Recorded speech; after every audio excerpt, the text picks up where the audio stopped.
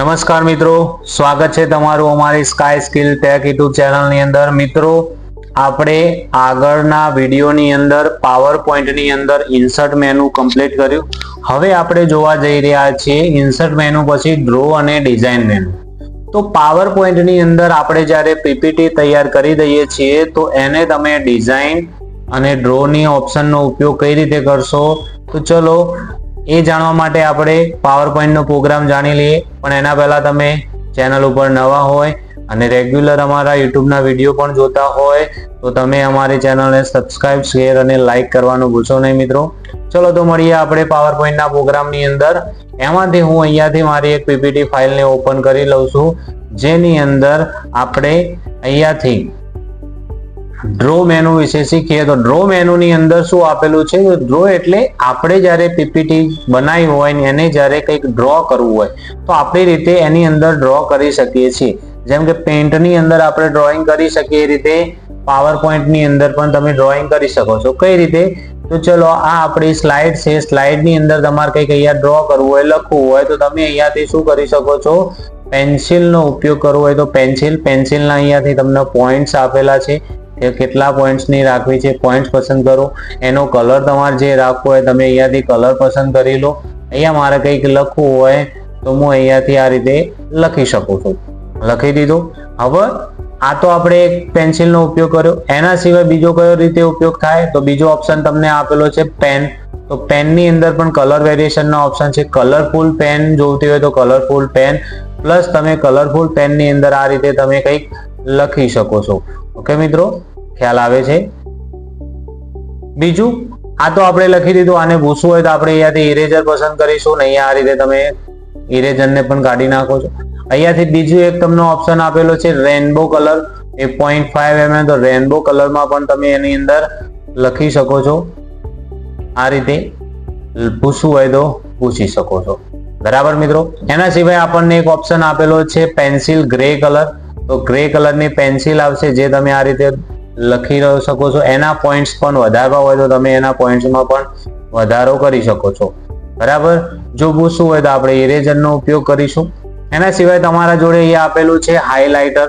Draw મેનુની અંદર highlighter આપેલું છે. કંઈક વસ્તુ હોય તમે સમજાવી રહ્યા હોય પીપીટીને અને તમે એમાંથી હાઇલાઇટ કરાવવા માંગતા હોય તો આપણે આ રીતે હાઇલાઇટ કલરનો ઉપયોગ કરીશું, જેથી એટલું વસ્તુ હાઇલાઇટ થઈ જશે. બરોબર.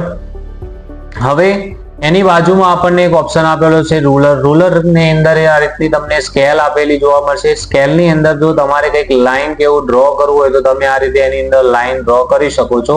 જેમ કે હું અહીંયા તમને એક લાઈન ડ્રો કરીને બતાવી દઉં. ચલો મેં અહીંયાથી એક આ રીતે પેન્સિલનો ઉપયોગ કરી લઉં છું, એના પોઈન્ટ્સ વધારી દઉં છું. અહીંયાથી આ રીતની મેં લાઈન દોરી દીધી. હવે મારી બીજી લાઈન અહીંયા નીચે દોરી છે બાજુમાં, તો હું આ રીતે બીજી લાઈન પણ આની અંદર આ રીતે ડ્રો કરી દઉં છું. અહીંયાથી હું આ રીતે લાઈન દોરી દઉં છું. ઓકે મિત્રો. તો આ રીતે તમે લાઈન પણ દોરી શકો છો. ઓકે. કાઢી નાખવું હોય તો એના આપણે આ રીતે ઇરેઝરનો ઉપયોગ કરીને એને ભૂસી શકીએ છીએ. બંધ કરવું હોય તો બંધ કરી દઈશું. ઇંક ટુ શેપની અંદર તમને આ રીતનો ઓપ્શન જોવા મળી જશે. પેન્સિલ ગેલેક્સી કલરની આ રીતે સિલેક્ટ થઈ જશે. જેમાં તમે જે કલર હશે એ તમને અહીંયા સિલેક્ટ થયેલો જોવા મળશે. તમે કલર ચેન્જ પણ કરી શકો છો. ભૂસવા માટે આપણે ઇરેઝરનો ઉપયોગ કરીશું. અહીંયાથી ઇંક ટુ મેથ. તો ઇંક ટુ મેથની અંદર તમે આમાં જેવું લખશો, માઉસથી તમે જે કંઈ પણ લખો છો, જેમ કે મેં મેથ્સના ફોર્મ્યુલા મારે લખવા છે તો AB/CD. તો આ લખાઈ જશે જાતે, તમારે લખવું પડશે નહીં. ઓકે મિત્રો. તો ખ્યાલ આવી ગયો ડ્રો મેનુની અંદર મિત્રો. હવે આપણે જોવા જઈ રહ્યા છે ડિઝાઇન મેનુ વિશે. ડિઝાઇન મેનુની અંદર આપણને આપેલું છે સૌથી પહેલા તો થીમ. તો આપણે જ્યારે પીપીટી બનાવી દીધી હોય, ફોર એક્ઝામ્પલ તરીકે હું બ્લેન્ક મેં બનાવેલી છે એ પાવર પોઈન્ટની પીપીટીને હું અહીંયાથી ઓપન કરી દઉં છું, જેની અંદર મેં કોઈ પણ પ્રકારનું ફોર્મેટિંગ, ડિઝાઇન કે થીમ આપી નથી. ચલો ફર્સ્ટ નંબરની સ્લાઇડ ઉપર ક્લિક કરીએ. મેં બ્લેન્ક જ રાખેલી છે, આમાં કોઈ પણ ડિઝાઇનિંગ આપેલું નથી. તો ડિઝાઇન મેનુની અંદર જઈને હું જે પણ આમાંથી મને થીમ ગમતી હોય એ થીમને હું આમાંથી પસંદ કરે એ થીમ આની અંદર એપ્લાય થઈ જશે મિત્રો. જો તો મિત્રો અહીંયા તમને ડિઝાઇન મેનુની અંદર ઘણી બધી થીમ આપેલી છે. એમાંથી આપણે જે પ્રકારની થીમ રાખવી હોય એ પ્રકારની થીમને સિલેક્ટ કરો એટલે બધી સ્લાઇડોની અંદર એ થીમ એપ્લાય થઈ જશે. હવે આની અંદર બીજું શું આવે તો બીજું એ આવે કે તમે જ્યારે આ થીમ એપ્લાય કરો છો તો થીમ બધામાં સેમ ટુ સેમ એપ્લાય થઈ જાય. તમને એવો પ્રશ્ન હશે કે મેં આ જે કલર પસંદ કર્યો એની બાજુમાં વેરિયન્ટ આપેલા છે તો હું અહીંયા વેરિયન્ટ પણ અહીંયાથી ચેન્જ કરી શકું છું. આ ટાઈપનું વેરિયન્ટ, આ ટાઈપનું વેરિયન્ટ, આ ટાઈપનું વેરિયન્ટ. તો અલગ અલગ પ્રકારના મને વેરિયન્ટ પણ જોવા મળે છે. તો મને જેવું વેરિયન્ટ ગમતું હોય ગ્રાફિક્સની સ્ટાઇલ વાળું એ વેરિયન્ટ હું અહીંયાથી રાખી દઈશ. એના પછી દરેક થીમની અંદર આવશે. તમે કોઈ પણ થીમ આમાંથી પસંદ કરો એ પ્રકારના એના વેરિયન્ટ અહીંયા તમને જોવા મળશે કલર વેરિયન્ટ સાથે. હવે આની અંદર આપણે શું કરવું છે તો બધી સ્લાઇડોની અંદર અલગ અલગ આપવી છે. જેમ કે ફર્સ્ટ નંબરની સ્લાઇડની અંદર આ રીતની ડિઝાઇન આપી છે. બીજા નંબરની સ્લાઇડ ઉપર ક્લિક કરીશું, આમાંથી થીમ ઉપર જઈશું, જે સ્ટાઇલ આમાંથી ગમે એના ઉપર રાઈટ ક્લિક કરવાની. ડાયરેક્ટ લેફ્ટ બાજુની ક્લિક નહીં કરવાની. મારે જે સ્ટાઇલ ગમતી હોય એની ઉપર રાઈટ ક્લિક કરીશું અને એપ્લાય ટુ ઓલ સ્લાઇડ નહીં, એપ્લાય ટુ સિલેક્ટેડ સ્લાઇડ. એટલે જો પહેલામાં અલગ, બીજામાં અલગ, ત્રીજામાં અલગ કરવી છે તો ત્રીજામાં સિલેક્ટ કરીશું.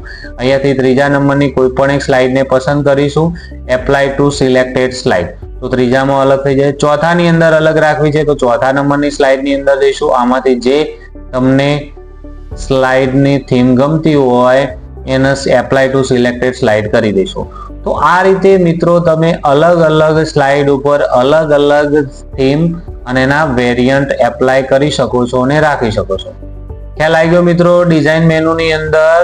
હવે બીજા ઓપ્શન શું આપેલા છે તો એની અંદર આપણને આપેલા છે ફોર્મેટ બેકગ્રાઉન્ડ અને સ્લાઇડની સાઇઝ.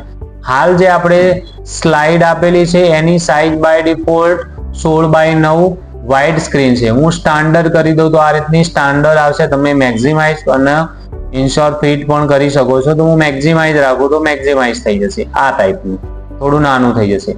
પણ આપણી જે સ્ટાઇલ બાય ડિફોલ્ટ આવે છે વાઇડ સ્ક્રીન એ સારી લાગશે અને એ જ રાખીશું જેનાથી તમારી સ્લાઇડ એકદમ મોટી અને અટ્રેક્ટિવ લાગશે સ્ક્રીન પ્રમાણે. એના સિવાય આપણા બીજા કયા ઓપ્શન આપેલા છે આની અંદર મિત્રો તો એના માટે હું અહીંયાથી આપણી જે નોર્મલ પીપીટી હતી એને હું અહીંયા ડોન્ટ સેવ કરી દઉં છું. આને સેવ કરતો નથી અથવા તો ચલો આને હું સેવ એઝ કરી દઉં જેનાથી આપણે ફરીથી ઉપયોગ કરવો હોય કરી શકીએ. ચલો મેં સેવ એઝ કરી દીધી છે અને હવે આને ફાઇલને હું બંધ કરી દઉં છું. ફરીથી મારી જે નોર્મલ ફાઇલ હતી એને ઓપન કરી દઉં છું જેની અંદર કોઈ પણ પ્રકારની થીમ એપ્લાય કરેલી નથી. હવે આની અંદરથી આપણે શું કરવું છે ડિઝાઇન મેનુમાં જઈ અને અહીંયાથી ફોર્મેટ બેકગ્રાઉન્ડ. ફોર્મેટ બેકગ્રાઉન્ડ તમને આમાંથી કોઈ પણ થીમ સારી ના લાગતી હોય, ના ગમતું હોય તો આપણે શું કરીશું ગ્રેડેન્શિયલ ફિલ કરાવશું જેની અંદર અહીંયા તમને કલર વેરિએશન તમે અહીંયાથી જે કલર પસંદ કરશો. મેં અહીંયાથી અહીંયા ચાલો ધારો કે આપણે મેં અહીંયા પર્પલ કલર પસંદ કરી દીધો તો એક કલર તો ઓલરેડી હતો પ્લસ બીજો કલર કોમ્બિનેશન થયું. હવે આની તમે ગ્રેડેન્શિયલ જેવી સેટ કરો એ પ્રમાણે તમને અહીંયા ચેન્જીસ જોવા મળશે. હું અહીંયાથી આ રીતે 50-50 કરી દઉં તો બંને 50-50 કલર જોવા મળશે. આ આપણે એક જ સ્લાઇડની અંદર એપ્લાય કરીએ છીએ. જો હું એપ્લાય ઓલ કરી દઉં તો બધી સ્લાઇડોની અંદર આ વેરિયન્ટ જોવા મળશે. હવે અહીંયા તમને ઘણા બધા ઓપ્શન આપેલા છે. ગ્રેડેન્શિયલની અંદર તમને આ પ્રકારના આપેલા છે.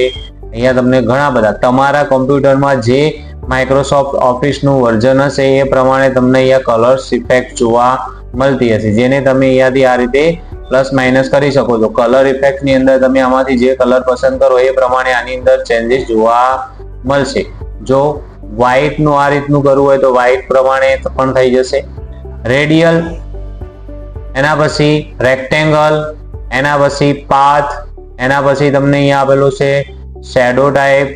એના પછી ધારો કે આમાંથી બીજો કલર પસંદ કરો તો બીજો કોઈ પણ કલર તમે એની અંદર ઇન્ક્લુડ કરી શકો છો. તો બે કલરનું કોમ્બિનેશન થઈ જશે જેને તમે આ રીતે પ્લસ માઇનસ કરી શકો છો ગ્રેડેન્શિયલ સ્ટોપના પોઈન્ટને. ટ્રાન્સપરન્સી તમે પ્લસ માઇનસ એમાં વધારો કે ઘટાડો કરી શકો છો. મતલબ કે આપણી સ્લાઇડને આપણી રીતે પ્રેઝન્ટ અને ફોર્મેટિંગ કરી શકીએ છીએ. પિક્ચર અને ટેક્સચર.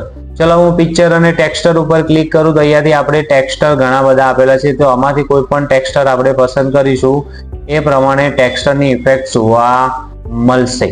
જો આપણે આની અંદર પિક્ચર સેટ કરવું હોય સ્લાઇડની અંદર, તો આપણે ઇન્સર્ટ ઉપર ક્લિક કરીશું. ઇન્સર્ટમાં જઈને ફ્રોમ ફાઇલ, આપણા કોમ્પ્યુટરની અંદર જે પણ પિક્ચર આપણે ડાઉનલોડ કરેલું હોય અથવા તો આપણે જે પિક્ચર રાખવા માંગતા હોય એ પિક્ચરને આપણે સિલેક્ટ કરીને ઇન્સર્ટ કરાવી દઈશું, એટલે એ પિક્ચર એની અંદર ઇન્સર્ટ થઈ જશે આખી સ્લાઇડની અંદર. હવે પિક્ચરની જેવી ક્લિયરિટી હશે એ પ્રમાણે સ્લાઇડની અંદર પિક્ચર જોવા મળશે. ઓકે, હવે આની ટ્રાન્સપરન્સી તમારે થોડું ટ્રાન્સપરન્સીમાં સેટ કરવું હોય તો અહીંયાથી હું ટ્રાન્સપરન્ટ કરી શકું, તો બ્લર જેવું થઈ જાય આ ટાઈપનું રાખવું હોય તો તમે રાખી શકો છો મિત્રો. એના પછી બીજા કયા ઓપ્શન આપેલા છે? પેટર્ન. તો હું પેટર્ન ઉપર ક્લિક કરું તો તમને અહીંયા બે કલરના કોમ્બિનેશનથી પેટર્ન જોવા મળશે. અહીંયા તમને આ પ્રકારની પેટર્ન જોઈ રહ્યા છો, તો આમાંથી બે કલર વ્હાઇટ એન્ડ બ્લુ કલરની પેટર્ન દેખાય છે. હું અહીંયાથી બીજો કલર ચેન્જ કરી દઉં. ચલો અહીંયાથી આપણે બ્લેક લઈ લઈએ અને બીજો એના પછી કલર લઈ લઈએ બ્લુ લઈ લઈએ. તો બેકગ્રાઉન્ડ ની અંદર કયો કલર લીધો? મેં બ્લુ. ચલો બેકગ્રાઉન્ડ ની અંદર હું યલો કલર લઈ લઉં અને આ રીતની પેટર્ન એપ્લાય કરીએ તો એ પ્રકારની પેટર્ન એપ્લાય થઈ જાય છે. એના પછી કોઈ ગ્રાફિક્સ હોય, જેમ કે ચલો મેં આ થીમ એપ્લાય કરી દીધી, એની અંદર આ જે બતાવે છે આ શું છે? ગ્રાફિક્સ છે. ચલો કોઈ બીજી થીમ આપણે એપ્લાય કરી દઈએ, આ શું છે? ગ્રાફિક્સ આપેલા છે. આ ગ્રાફિક્સને આપણે હાઇડ કરવા હોય તો અહીંયાથી હું હાઇડ ગ્રાફિક્સ કરું તો ગ્રાફિક્સ દેખાશે નહીં સ્લાઇડની અંદર. જો આમાંથી તમે ફોર્મેટ બેકગ્રાઉન્ડમાંથી તમે કોઈ પેટર્ન કે પિક્ચર કે સેટ કર્યું હોય અને બધી સ્લાઇડની અંદર એપ્લાય કરવું હોય તો એપ્લાય ટુ ઓલ આપી દેશું મિત્રો, એટલે દરેકે દરેક સ્લાઇડની અંદર એ તમે જે ફોર્મેટિંગ કરેલું હોય બેકગ્રાઉન્ડને એવું ફોર્મેટિંગ એપ્લાય થઈ જશે.